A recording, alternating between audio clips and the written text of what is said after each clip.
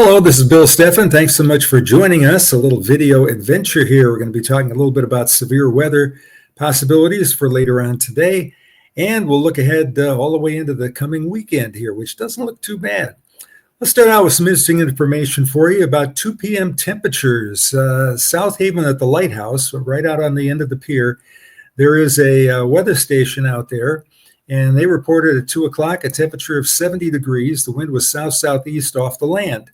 At the very same moment, up in Muskegon, at the end of their pier, the temperature was 55, 15 degrees cooler. The wind was south-southwest coming off the cold water of Lake Michigan. And by the way, the mid-lake water temperature is 40. Inland temperatures are warmer. If you ever want to go swimming during the month of May, keep in mind that the inland lakes are certainly going to have warmer water than Lake Michigan will have. But let's say you're in Grand Rapids, and it's a nice day today. Temperatures are in the mid-70s. You want to go to Lake Michigan and kind of walk around. Keep in mind, the weather at one town can be a whole lot different from the weather at the next town, depending on which way the wind is blowing, and that was certainly the case today. You go to South Haven, and it was fairly warm. You can maybe head up and get some blueberry ice cream or something like that. But if you were in Muskegon, you probably want a jacket along with you with the wind and the temperature there at just 55 degrees. Well, we're going to take an early look at our sponsors for today, and we'll be back to talk about the possibility of severe weather later on today. And we thank you so much for joining us here at Bill Steffen Weather. We are having so much fun doing these shows, and we're so thankful for our sponsors that have come on board too. Complete Care Concierge LLC is your fast, efficient, and affordable cleaning service serving all of West Michigan. They can clean your home, your condo, your apartment. They also do commercial cleaning, so they can do your office space, your business.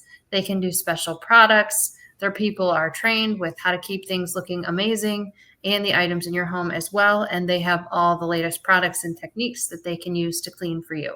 616-264-1397. And they service all of West Michigan. So wherever you are in West Michigan, they can meet your needs.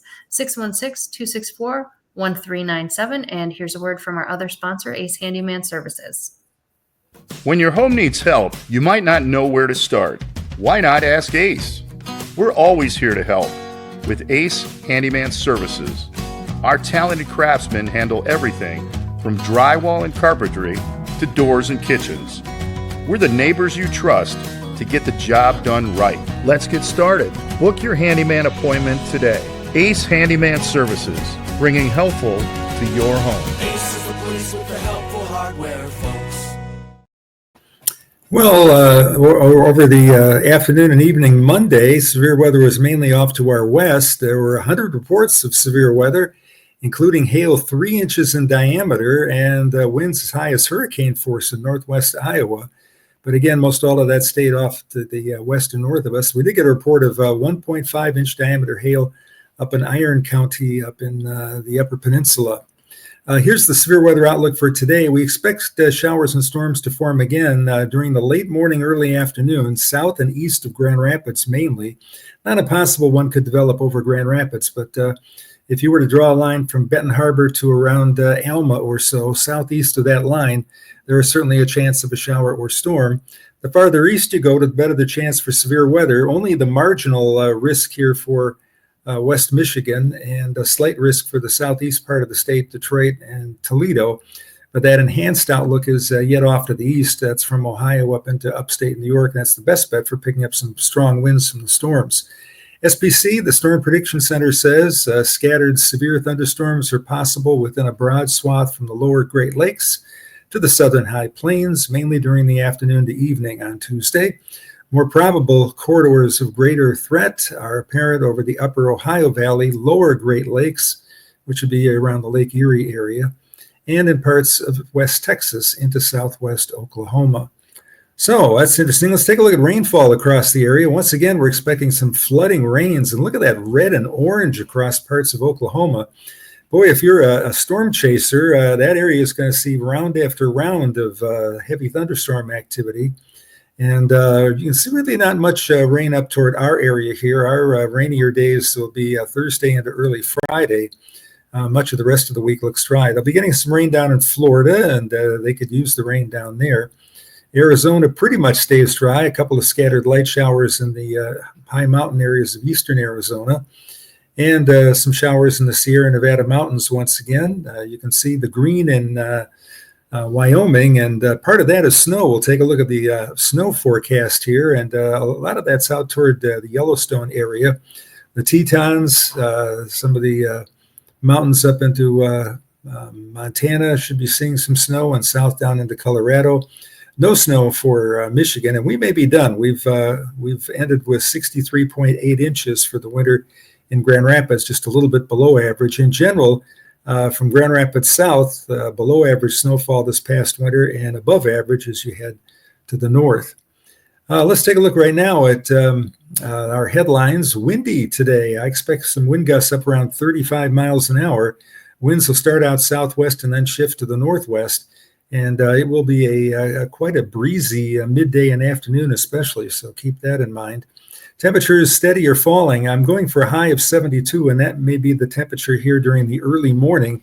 The reading may fall back into the upper 50s by late afternoon, so if you got a golf or softball league, you might want to take a jacket along if you're sitting in the stands or turning around or so in the golf cart there. We should see some sunshine on Wednesday, and then a return of showers and maybe a thunderstorm during the day on Thursday. So here's a look at today's weather for you. 72 degrees again during the early morning, 64 the low, and it may be cooler than that by late afternoon. Windy day. We'll see a little bit of sun poking through, especially towards the afternoon. But there is that possibility of a shower or thunderstorm off to the south and east of Grand Rapids especially. Humidity levels drop to about 60%. Winds start out southwest, shift to the northwest towards evening, but 20 to 25 miles an hour. And this has been, despite the fact that we had a relatively calm week the past 7 days, we've certainly had a rather windy spring here in West Michigan. High temperatures for the area today, early morning, low 70s. You can see the difference between the 78 down there at Angola, Indiana, right across the border, to 58 at Ludington, and Marquette does no warmer than 44, Houghton at 40. So there is cooler air that'll be coming in from the northwest. We turn to Wednesday, and on Wednesday we'll be seeing temperatures, we may struggle up into the low 60s here. Sunshine should be a pretty nice day here, and you can see even up in the UP temperatures are warmer on Wednesday than Tuesday. Should be back up into the low to mid 50s. And then finally on Thursday, clouds and showers should hold our temperatures down a bit. Not impossible that it could reach 60 from Grand Rapids off to the south, but it may not feel that warm. We're only mid-50s there at Ludington and up at Traverse City. And again, like I said, there will be some scattered showers here on Thursday. I'll look at the 5-day forecast here. Look for windy conditions. Temperatures here should be getting up into the low 70s here during the day. A little bit in the way of sunshine here for Wednesday. We'll see a return to a scattered shower or thunderstorm on Thursday. Showers are possible here during the day on Wednesday, and then some sunshine returning during the day on Saturday. Saturday looks like a really good day. The Tulip Festival will kick off, and if you want to go check out the petals in Holland, the weather looks fantastic here for Saturday and for Sunday. There will be a chance for some scattered frost here Wednesday morning and also Saturday morning. So if you've planted something frost sensitive, and especially if you're in a low spot with some sandy soil, keep in mind that temperatures ought to be kicking down close to freezing here Wednesday morning and Saturday morning. Long range outlook for the 8 to 14 day period, second week of May, calls for temperatures to be above average. We'll see temperatures 70s, maybe even a couple of days up into the 80s across the area. Where it's cooler down toward Texas and New Mexico, there's going to be clouds and showers. And up here, it should be basically dry. The 8 to 14 day rainfall outlook calls for below average rainfall totals here for the second week of May. So I think the Tulip Festival timed things just about right this year. It looks pretty nice with a lot of sunshine and some pleasant temperatures. So that sounds good. Other than that, like I said, keep an eye out for a chance of a shower thunderstorm southeast of Grand Rapids this afternoon. And the Meyer Gardens butterfly exhibit is coming to an end, so it's your last couple of days to go and see that if you're interested. I have, and it's wonderful. I've never seen I it. see it every year. You've never seen it? Mm-mm. It's kind of a long commute for you now. Yeah.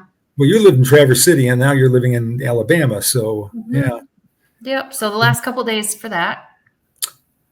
And very unbiased reporting going on here. Notos is having a fundraiser today, April 29 at 5:30 p.m. for the kids' food basket. They're going to have a 4-course meal, I think, a multi-course meal, and then they're going to have an auction as well with all the proceeds benefiting the kids' food basket. So if you're in town, don't miss that, April 29. Sounds good. I've already eaten at Noto's once this year, and I think we're going to go in a couple of weeks. And I say unbiased because I played the piano there in high school, and then we had our wedding there as well. So yeah, and that I remember that. I think that was a great wedding. We had the wedding right there at Noto's, and then as soon as the wedding was over, you said "I do," and out came the food. Nobody had to wait. It was pragmatic. People seemed to like it. Yeah, very nice. Kids Food Bank, a good topic there, a good charity to help support too. So that got me wondering when some of these spring events are that we all look forward to. So here's our little calendar. Tulip time is right around the corner, May 2 to 11. In the middle of that, the Riverbank Run. Fun fact, I've done every race there is in the Riverbank Run, from the 5K walk all the way up to the 25K, at least once. I did the 5K walk. I was almost last. I just taking my time, smelling the flowers along the way. Oh, and the relay. Did the relay 1 year too. I did the 25K once, and that was enough. Okay, the Lantern Festival going on at the zoo. That goes on for a long time. That goes on till June 15. Mom saw that. Mom went down there with her 2 sisters and very much enjoyed it. The Holland Celtic Festival is June 20 to 21. That's Michigan Celtic with a hard C. Michigan Adventure opens May 23, which seems kind of late. Mm-hmm. I don't know. Maybe it's a staffing issue because I don't think they provide housing. Yeah, they. It's kind of interesting that when they open up, they usually do an engineering day, which is really fun, where they talk about the engineering and how each of the rides works and everything.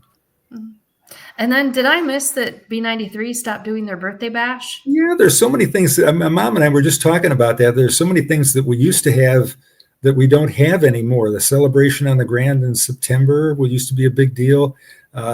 Festival here in Grand Rapids, Festival of the Arts, first weekend of June. That used to be a big deal. That's not there anymore. Beach Survival Challenge is no more. Wow. Well, sad, the passage of time.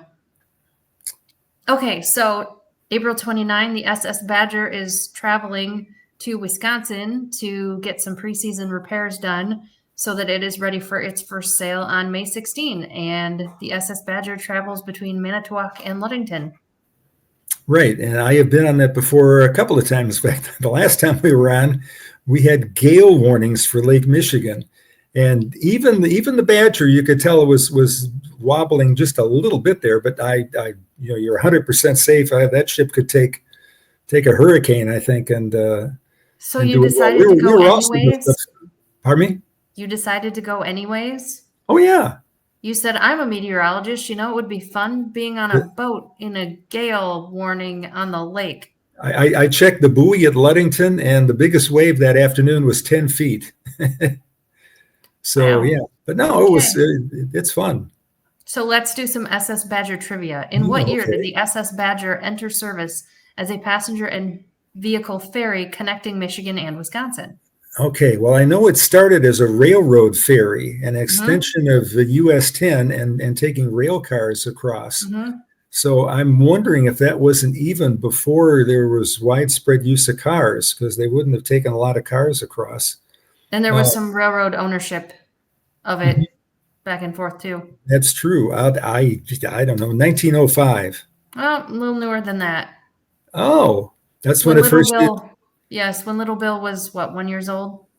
Well, yes, and I think maybe it wasn't the Badger, but I think they were. There's a companion ship called the Spartan, which I don't think they use anymore. We were gonna get to that, but yes. Okay, well, keep going. No.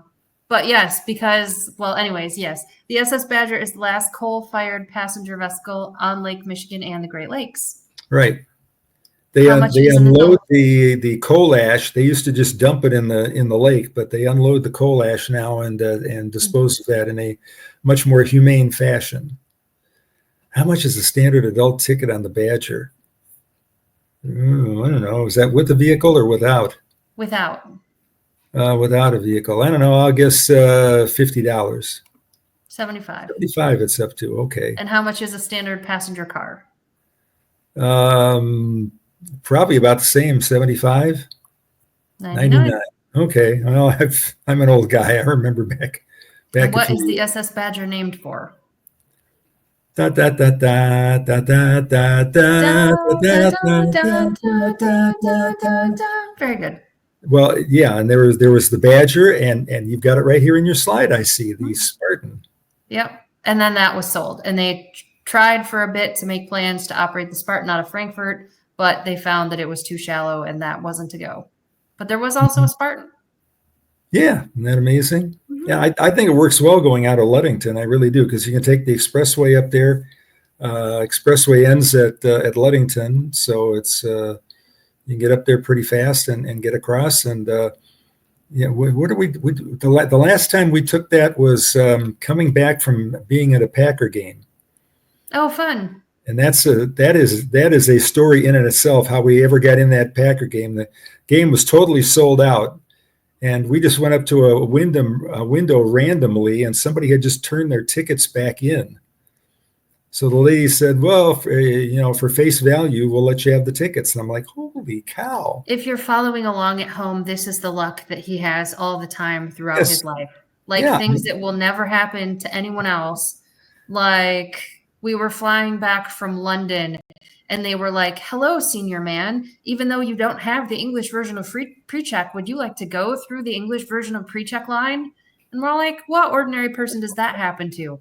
Or once we were at the Silver Lake sand dunes, and he and I had walked all the way to the end of the lake, and the ferry from family camp was about to leave Silver Lake, and we were going to have like a miles-long walk back to the resort. And right then, Macwood's dune buggy came along, and they were like, would you like a ride? Why, certainly. And they just gave us this happens to him all the time. He has no clue how the rest of us have to live with everyday life. Yeah. Well, we certainly like the dune buggies up there. When did I first, I think I first took a dune buggy ride when I was single up there. I just thought that was a lot of fun. Mm-hmm. And it's not, most of it is not because he's famous. He just has this like incredible luck. The waters just part wherever he goes, and he has no concept of reality. Let's keep it that way. Okay, so not to get down a rabbit trail on a serious topic, because we try to talk about fun things on this show, but the eyes of the world are on Grand Rapids and Kent County right now because the Christopher Schur trial is going on. He is on trial for unlawful killing of a person during a traffic stop in 2022, and MLive is streaming the trial, and I was able to watch a good bit of it today. And the reason that it took so long to get to trial is that we don't use a grand jury system in Michigan. Instead, we have preliminary examinations at the district court level, and then if the district court finds that there is probable cause, they'll bind the case over and send it to the circuit court for trial.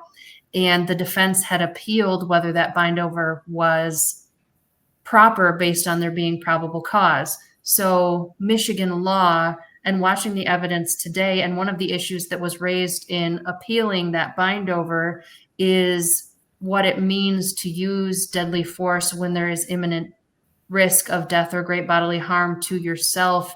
And what exactly does it mean for the threat to be imminent? Does it mean right in that moment? Does it mean within seconds? Does it mean within the entire episode? It's a very, very interesting question, and the jury's got a really difficult call to make in this case. I should mention that Michelle is a lawyer, so she knows a whole lot more about that than your average person. Yeah, it was a number one story on Woods News tonight on both of their newscasts, and I was on a jury for a murder trial, but I was excused because they put 14 people on. All 14 sat through the trial. Only 12 decided the verdict, and I was one of the two people that was eliminated by pulling a number out of a hat. Was that in Kent County? That was in Kent County. What year? The verdict was guilty but insane, and that was the correct verdict. He was guilty but insane, and he is still hopefully institutionalized somewhere up at Marquette. I've never been on a jury. I was called to be in the jury pool just as we were moving. Are you less likely to get in because you're a lawyer?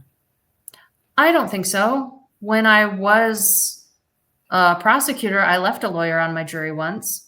Oh, okay. There wasn't any particular reason not to. Mm-hmm. You can question them and ask them questions about what they know and, assess them individually rather than just based on their profession. Mm-hmm. Well, interesting. So yeah, very interesting case and interesting interpretation of law. And there is already a Court of Appeals opinion on the bindover that addresses some of these questions that the jury is going to have to answer. So yeah, so all that going on. So on a lighter note, look at these lovely photos you took in your front yard. Oh, that's right. We have flowers on the front porch, my greenhouse in the wintertime, and we have a wonderful array of flowers outside, probably better this year than most. Some of the early tulips coming up really look very nice, very pretty. He is not Those are kidding not about the tulips, by the way. greenhouse on the front porch in the wintertime. It's completely out of control. The number of plants It they is. have out It there. is. We have I don't trim the geraniums, and the geraniums kind of take over.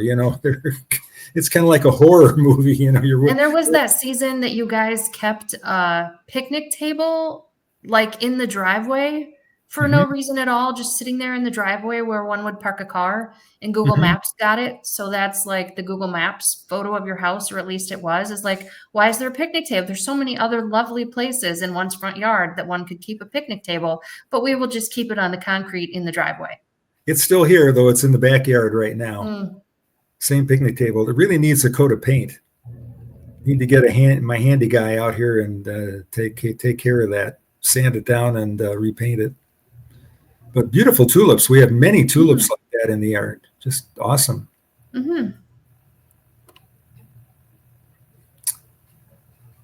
More here. Marie took those pictures, right?